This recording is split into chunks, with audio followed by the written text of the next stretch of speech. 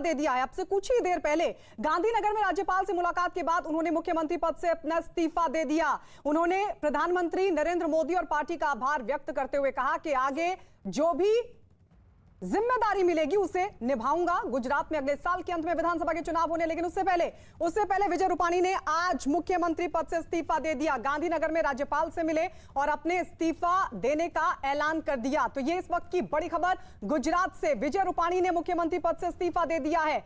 अभी जो जानकारी मिल रही है उसके मुताबिक कई ऐसे नाम हैं जो इस रेस में चल रहे हैं और सबसे ऊपर नाम है मनसुख मांडविया, जो कि केंद्रीय स्वास्थ्य मंत्री है।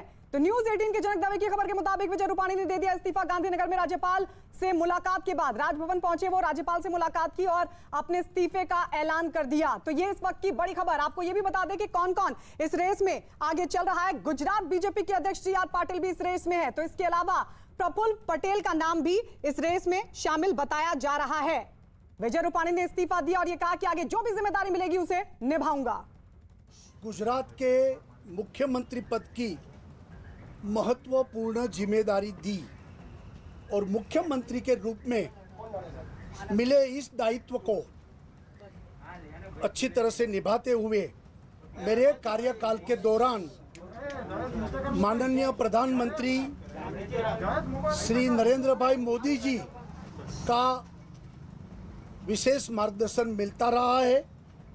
माननीय प्रधानमंत्री जी के नेतृत्व एवं मार्गदर्शन में गुजरात समग्र विकास तथा सर्वजन कल्याण के पथ पर आगे बढ़ते हुए नए आयामों को छुआ है। गुजरात के विकास की यात्रा में गत 5 वर्षों में मुझे भी योगदान करने का जो अवसर मिला, उसके लिए मैं माननीय प्रधानमंत्री जी के बहुत आभारी हूँ, आभार प्रकट करता हूँ। मेरा मानना है कि अब गुजरात की विकास की यह यात्रा प्रधानमंत्री जी के नेतृत्व में एक नए उत्साह, नई ऊर्जा के साथ नए नेतृत्व में आगे बढ़नी चाहिए। ये ध्यान रखकर मैंने गुजरात के मुख्यमंत्री पद के दायित्व से त्याग पत्र दिया है। भाई, आपने ये बताया अपने 5 साल का कार्यकाल सब कुछ सही था, तो कहाँ चुक रही, क्यों इस्तीफा देने की जरूरत है? नहीं, हमारे पार्टी में ये स्वाभाविक प्रक्रिया है।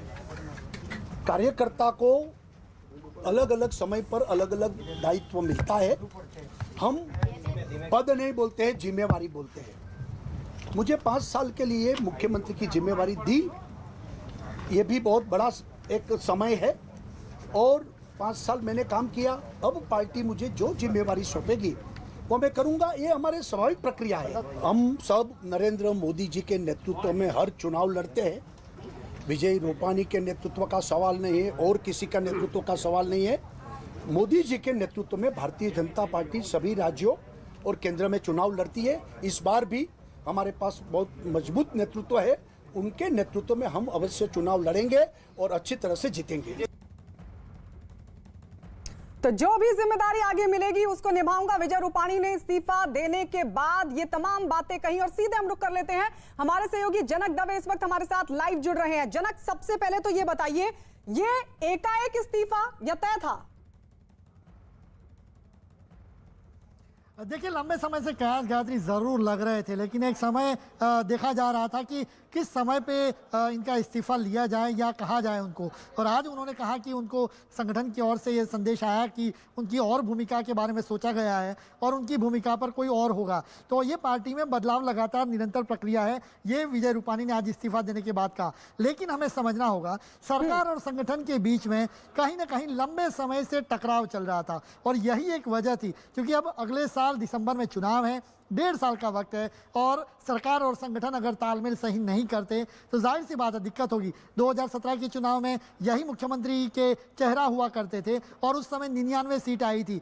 बीजेपी ने जो जीती सीटें उस अब तक का जो परफॉर्मेंस था वो 2017 में सबसे कम रहा था। हालांकि उसके बाद जितने भी राज्यसभा चुनाव में आए वहाँ पर कांग्रेस विधायकों को बीजेपी में लाने का जो सफर शुरू हुआ, उसके बाद 111 का आंकड़ा बीजेपी पहुँच पाई। लेकिन वो जो एक्शन था वो उससे कहीं आला कमान कहें हैं कि वो संतुष्ट नहीं था, लेकिन प्रायोरिटीज हर बार बदलती रहती है। यहाँ पर एक अच्छी बात यहाँ पर ये थी कि कोई करप्शन के चार्जेस राज्य सरकार पर नहीं थे, ऐसे में बदलाव तुरंत करने की जरूरत संगठन को नहीं लगी। और उसके बाद जब अब एक मौका आया, क्योंकि अब अगर इस नेतृत्व के साथ जाते हैं, संगठन और सरकार के बीच में कहीं टकराव होता है, तो जाहिर सी बात है 99 के नीचे जाना, चूंकि गुजरात में 182 विधायक दल की सदस्य संख्या है, उसमें 92 सीट दरअसल वैसे चाहिए। तो अगर 99 पिछली बार जीते तो बहुत कम मार्जिन से आप जीते थे, तो ऐसे में दूसरी बार आपको इस तरीके का चांस नहीं दिया जा सकता। और इसी के चलते समय रहते उनको कहा गया कि आप जगह खाली कीजिए, कोई और उस पद पर आएगा। और चूंकि अब 1.5 साल रोकेंगे जनक, क्योंकि इस बीच एक बड़ी खबर मिल रही है। गुजरात बीजेपी की अहम बैठक चल रही है, विधायकों की बैठक बुलाने पर चर्चा। यानी ये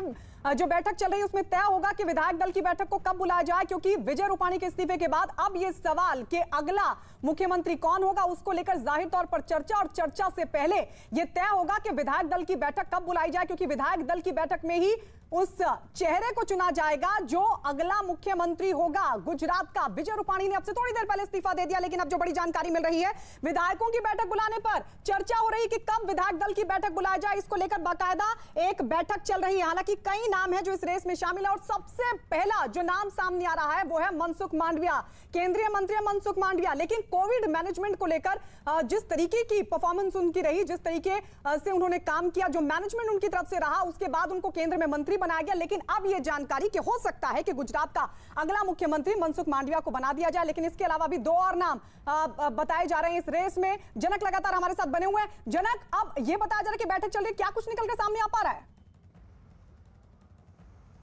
जाहिर से देखिए, आज अभी जो BL संतोष यहाँ पर है संगठन महामंत्री के तौर पे, उसके अलावा भूपेंद्र यादव केंद्रीय मंत्री जो गुजरात के प्रभारी भी हैं वो भी यहाँ पर पहुँच गए, वो भी राजभवन में मुख्यमंत्री विजय रूपाणी के साथ थे। तो उसके अलावा प्रदेश अध्यक्ष हैं यहाँ पे CR पाटिल, और बाकी महामंत्री और जो उपाध्यक्ष हैं उनकी सबकी बैठक चल रही है। चूँकि अब पार्लियामेंट्री बोर्ड की बैठक मिलानी पड़ेगी, उसमें भी ये तय होगा कि विधायक दल की बैठक कब बुलाई जाए, सारी चीज़ें उस पर तय होगी। और उसमें जो नाम तय होगा ये भी देखना होगा कि जो विधायक हैं 111 जो विधायक है उसमें से कोई चेहरा होगा या बाहर से किसी को लाया जाएगा, क्योंकि बाहर से अगर लाते हैं तो 6 महीने के भीतर चुनाव जितने होते हैं, तो ये सारी प्रक्रिया भी उसके पीछे की रहती है। तो वो हालांकि उसके बाद का मंथन है, लेकिन अभी जो प्रायोरिटी यही है कि विधायक दल की बैठक जल्दी बुलाई जाए, क्योंकि श्राद्ध पक्ष से पहले हमें जो जानकारी मिली है उसके मुताबिक श्राद्ध पक्ष से पहले कि ये सारी जो प्रक्रिया है वो पूरी करनी है। ऐसे में श्राद्ध पक्ष पूरे होने से पहले ही, शुरू होने से पहले ही मुख्यमंत्री का जो यहाँ पर चयन है। ठीक है जनक, हम लौटते रहेंगे आपके पास अपडेट के लिए। फिलहाल जानकारी के लिए बहुत बहुत शुक्रिया। फिलहाल बीजेपी की बैठक चल रही, विधायक दल की बैठक कब बुलाई जाए इसको लेकर हो रही है चर्चा। आपको बता दें कि विजय रूपाणी के गुजरात के CM पद से इस्तीफा देने के बाद 3 नाम मुख्यमंत्री पद की रेस में सबसे आगे चल रहे हैं। न्यूज 18 के जनक दवे की खबर के मुताबिक केंद्रीय मंत्री मनसुख मांडविया, गुजरात बीजेपी अध्यक्ष CR पाटिल और लक्षद्वीप के प्रशासक प्रफुल्ल पटेल CM पद की रेस में सबसे आगे बताए जा रहे हैं। तो आपको बता दें ये वो 3 नाम जो इस वक्त रेस में चल रहे हैं, लेकिन विधायक दल की बैठक में ही तय होगा कि अगला मुख्यमंत्री कौन होगा। देखना होगा 111 विधायकों में से ही क्या किसी को कमान सौंपी जाती है या फिर बाहर से किसी को मुख्यमंत्री बनाया जाता है। लेकिन अगर बाहर से किसी को मुख्यमंत्री बनाया जाता है तो 6 महीने के भीतर चुनाव कराने होंगे, और ऐसे में अगले साल विधानसभा के चुनाव होने गुजरात में। लेकिन उससे पहले विजय रूपाणी ने दे दिया है इस्तीफा। लेकिन 3 नाम इस वक्त मुख्यमंत्री पद की रेस में सबसे आगे। न्यूज 18 के जनक दवे की खबर के मुताबिक केंद्रीय मंत्री मनसुख मांडविया और गुजरात बीजेपी अध्यक्ष CR पाटिल इसमें शामिल हैं।